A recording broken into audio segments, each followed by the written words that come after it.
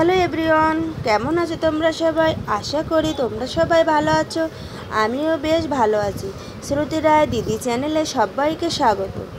আজকে আমি হাজির হয়ে গেছি নতুন একটা রেসিপি নিয়ে। এটা হচ্ছে ডিম ভুনা। আর ডিম ভুনা রেসিপি ছোট বড় সবাই পছন্দ করে থাকে, বিশেষ করে বাচ্চারাই বেশি পছন্দ করে থাকে। ভিডিওটি শুরু করার আগে আপনি যদি আমার চ্যানেলে নতুন হয়ে থাকেন তাহলে লাইক এবং সাবস্ক্রাইব করে আমার পাশে থেকে যেতে পারেন আর বেল আইকনটি অন করে দেবেন। প্রথমে আমি কড়াইয়ে তেল দিয়ে নিলাম। তেলটা গরম হয়ে গেলে আমি সেদ্ধ করার যে ডিমটা রেখেছিলাম সেগুলো আমি তেলের ভিতরে দিয়ে দিচ্ছি। আর এই যে ডিমগুলো আমি সেদ্ধ করেছি এটা কিন্তু আমি প্রেসার কুকারে সিদ্ধ করে নিয়েছি। এটা আমার চ্যানেলে একটা ভিডিওই দেওয়া আছে, প্রেসার কুকারে ডিম সিদ্ধ করা। তোমরা চাইলে এটা দেখে নিতে পারো। তো ডিমটা আমি নাড়াচাড়া করে ভেজে নিয়েছি। এবার আমি ডিমগুলো উঠিয়ে নিচ্ছি। এবার কড়াইয়ের ভিতরে একটা শুকনো লঙ্কা নাড়াচাড়া করে এর ভেতরে 1 চিমটি আমি জিরে দিয়ে দিচ্ছি। জিরেটা হয়ে যাওয়ার পর এর ভেতরে পেঁয়াজ বাটা দিয়ে আমি নাড়াচাড়া করে নেব। আর এরপর এতে রসুন বাটা দিয়ে দিচ্ছি।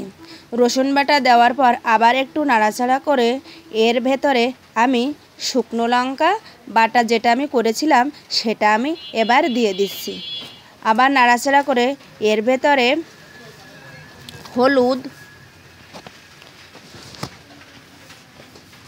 লবণ, চিনি দিয়ে আবার নাড়াচাড়া করে নেব।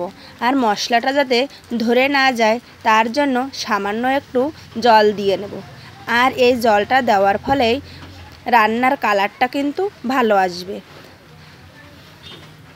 আর এর ভিতরে আমি একটা টমেটো ছোট ছোট করে কুচি করে রেখেছিলাম সেটা আমি দিয়ে দিচ্ছি। ডিম ভুনাতে সবসময় চেষ্টা করবেন একটা টমেটো দেওয়ার, তাহলে খেতে ভীষণ ভালো হবে। আর নাড়াচাড়া করার পর এরপর আমি কাঁঠালের বিচিগুলো দিয়ে 5 মিনিট ভালোভাবে কষিয়ে নেব। কষাটা যত সুন্দর হবে রান্নাটা খেতে কিন্তু ততই ভালো লাগবে। তো আমি ভালোভাবে কষিয়ে নিলাম। তো 5 মিনিট পর আমি আবার ফিরে আসলাম।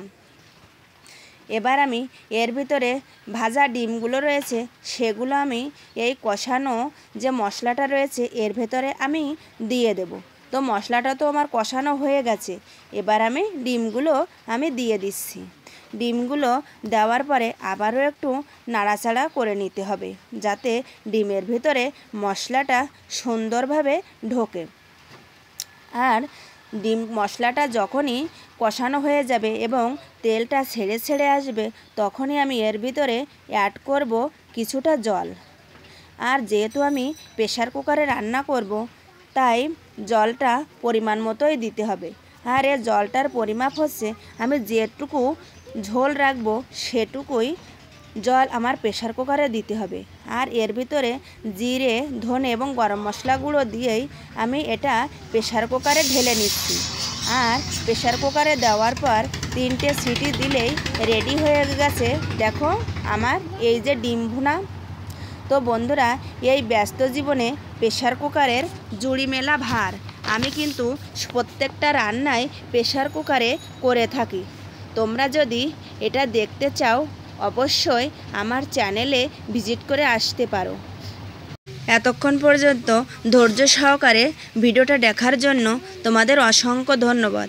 আর ভিডিওটা যদি ভালো লাগে অবশ্যই লাইক, কমেন্ট এবং সাবস্ক্রাইব করে বেল আইকনটি অন করে দেবেন।